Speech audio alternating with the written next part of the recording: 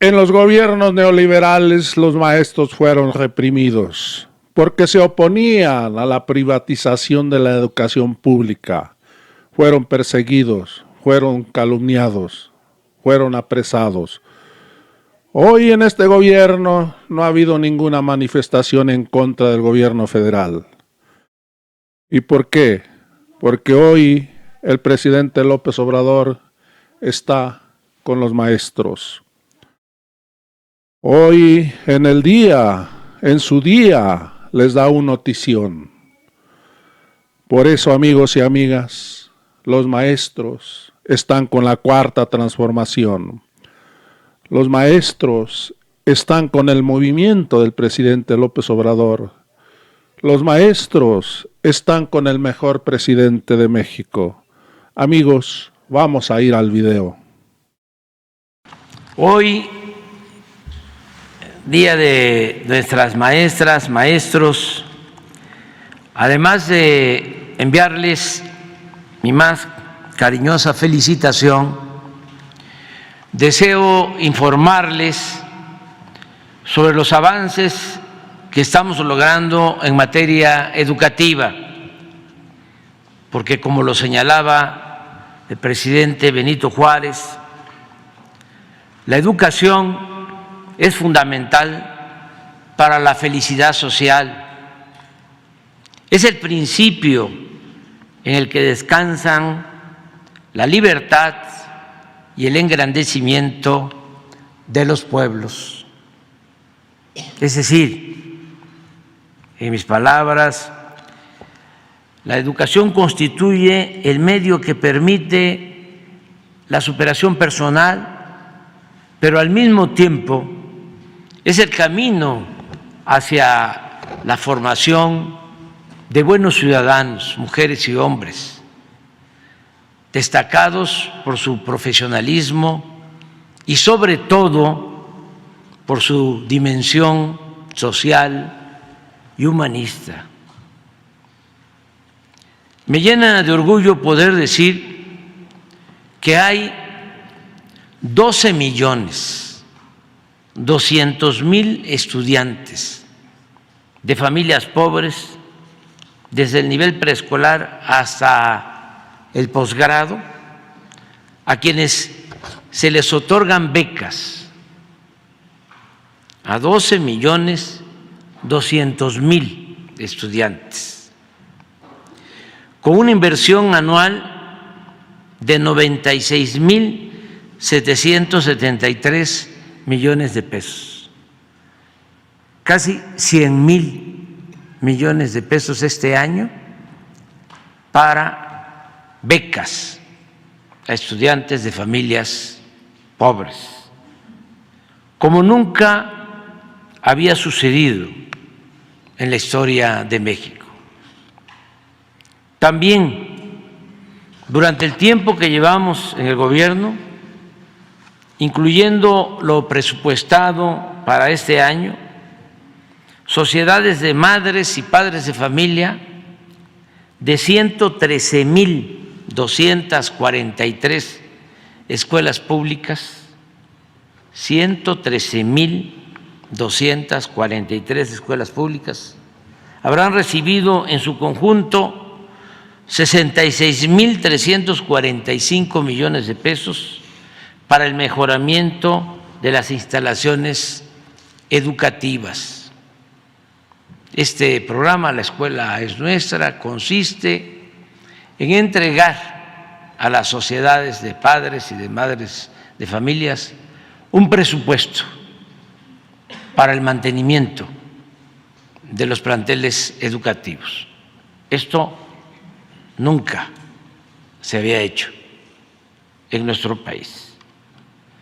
Hasta ahora, con este programa de La Escuela es Nuestra, estamos atendiendo el 66% de todas las escuelas de nivel básico en el país. Yo espero que antes de que termine el gobierno que represento, vamos a estar cubriendo el 100% de todas las escuelas públicas. Me causa también gran satisfacción poder informar al Magisterio Nacional y a madres y padres de familia que están en proceso de elaboración los libros de texto que se utilizarán en el próximo ciclo escolar. Se trata de 115.343.000 ejemplares para preescolar, primaria, secundaria, así como libros para maestras, maestros y de títulos especiales y complementarios. Los contenidos de los libros de texto corresponden a la nueva realidad del país y del mundo y tienen una orientación científica y humanística. Asimismo, quiero reiterar el compromiso de seguir mejorando las condiciones salariales y las prestaciones de todos los trabajadores de la educación de nuestro país. Puntualmente expreso lo siguiente. Hasta el día de hoy se han basificado más de 800,000 trabajadores de la educación y vamos a continuar basificando a los maestros, a los trabajadores de la educación. Este día expreso que de manera retroactiva, es decir, desde enero pasado, aplicará un aumento al sueldo de maestras y maestros y de todos los que laboran en el sector educativo de 8.2% en promedio. 8.2% en promedio. Y esto es lo que considero más importante. Además, ningún maestro ni trabajador de la educación ganará menos de 16,000 pesos mensuales.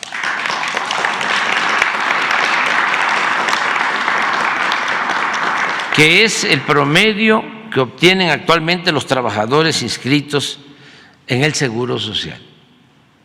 El año pasado, el promedio de los salarios de los trabajadores inscritos al Seguro Social era de un poco más de 12,000 pesos. Y tomamos la decisión de que los maestros ganaran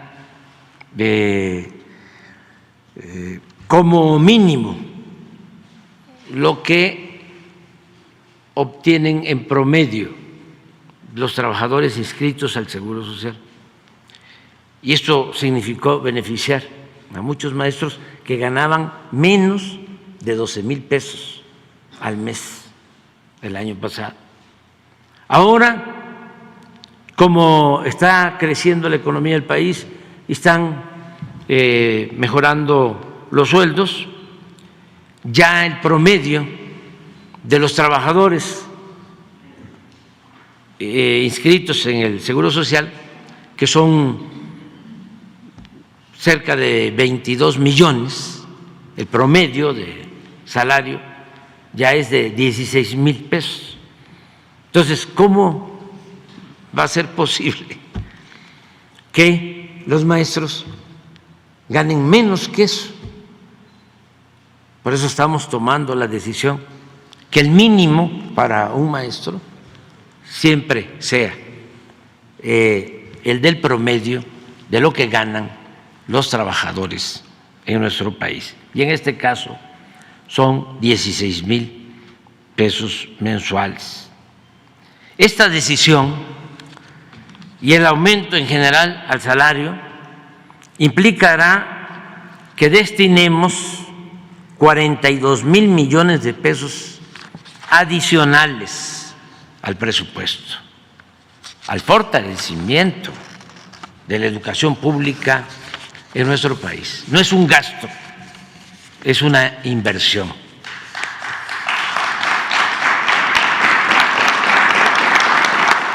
Por último, les informo a las maestras, a los maestros de nuestro país, así como a todos los trabajadores al servicio del Estado, que estamos atendiendo dos justas demandas: el mejoramiento de los servicios médicos del ISSSTE. Personalmente estoy atendiendo esta demanda para que mejoren los servicios médicos en el ISSSTE. Y antes de que termine el gobierno vamos a tener servicios médicos de primera, como lo merecen ustedes, maestras, maestros y todos los trabajadores al servicio del Estado. Vamos también a seguir analizando y a no hacer a un lado la posibilidad de aumentar, antes de que termine mi mandato, el monto de las pensiones para corregir el retroceso que se impuso durante el periodo neoliberal en materia de pensiones al magisterio y a todos los trabajadores de México. Eso fue un agravio mayor, porque en los sistemas de pensiones, antes de que hicieran la reforma a la Constitución, a las leyes, durante el periodo neoliberal, el maestro se jubilaba y recibía su sueldo completo. A partir de esas reformas, trabajadores del Seguro Social,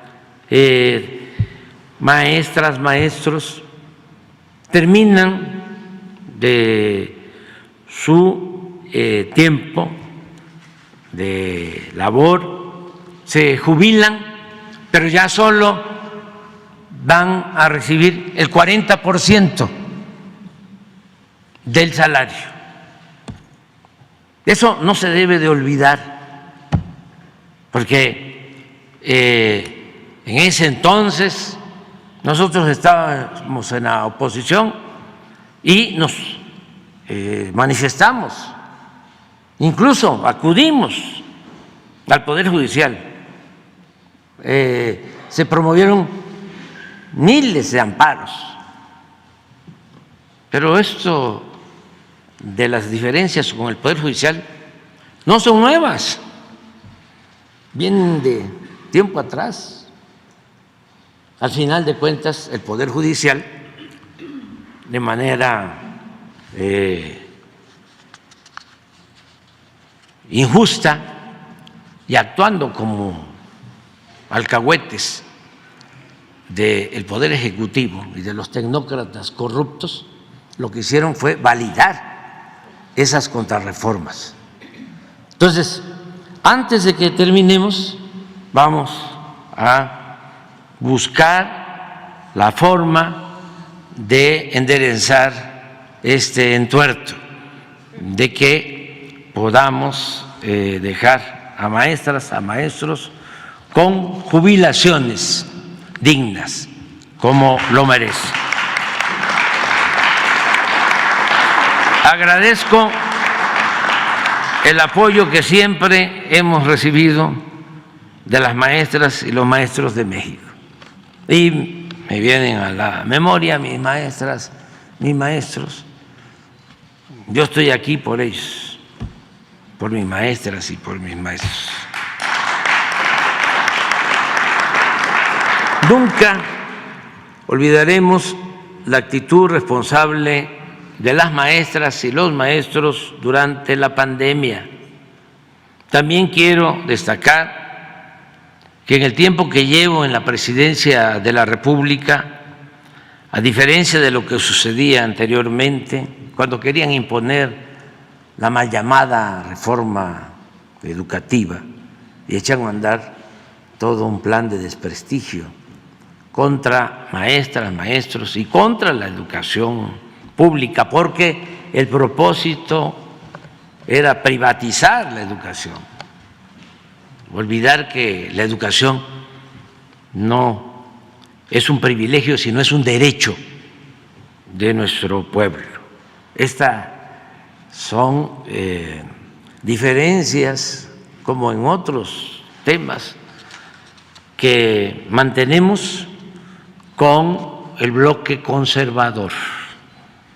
No es que nos caigan mal o asuntos de tipo personal, no, es que tenemos proyectos de nación distintos y contrapuestos. El asesor principal, el consejero del bloque conservador, lo voy a mencionar porque también ya se hizo en este momento, Claudio X González, estaba en contra de la educación pública y era el principal promotor de la mal llamada reforma educativa y denunciaba a los maestros, a las maestras. Bueno, porque el propósito era la privatización de la educación. Yo siempre he dicho que no estoy en contra de la educación privada. El que tiene para pagar una escuela privada, el que tiene para pagar una colegiatura, está en su derecho, lo puede hacer.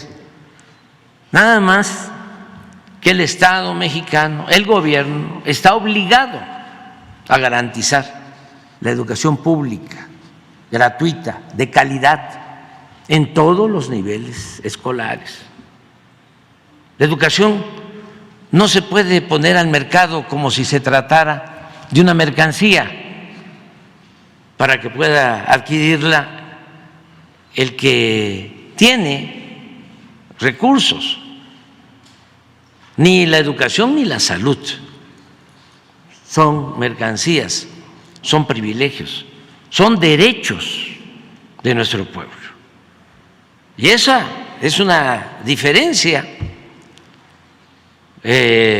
muy marcada entre lo que representa el conservadurismo y lo que representamos nosotros. Y vamos a seguir defendiendo nuestros postulados, nuestros principios, nuestros ideales. Si no, no tendría caso estar aquí,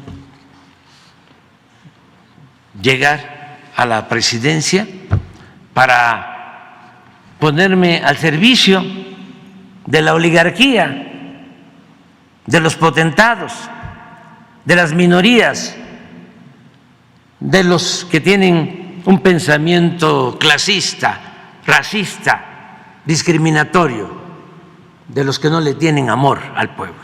No, llegamos aquí para transformar y ofrecemos disculpas por las molestias que causan nuestras posturas, pero vamos a continuar impulsando la transformación de México. Quiero también pues reconocer y celebrar que en 40 de las 57 secciones sindicales ya se llevaron a cabo elecciones para renovar a la dirigencia del magisterio con voto libre y secreto, sin ningún conflicto postelectoral. También subrayo que desde que estamos aquí, con la excepción del tiempo en que por la pandemia se cerraron las escuelas, pero ya de regreso a la normalidad, no hemos tenido ningún paro del magisterio. No se han cerrado las escuelas, no se ha dejado a los niños sin clase. Eso se los agradecemos de todo corazón, porque reafirma lo que siempre dijimos. Las maestras, los maestros de México merecen respeto porque son responsables y actúan siempre en beneficio de los estudiantes, de las niñas, de los niños y de la educación. En suma, el país avanza gracias a ustedes. El país avanza gracias al apoyo consciente del Magisterio Nacional. Nos están ayudando mucho, mucho en este proceso de cambio, de transformación en beneficio de nuestro pueblo. Por eso termino diciendo que vivan las maestras y que vivan los maestros de México.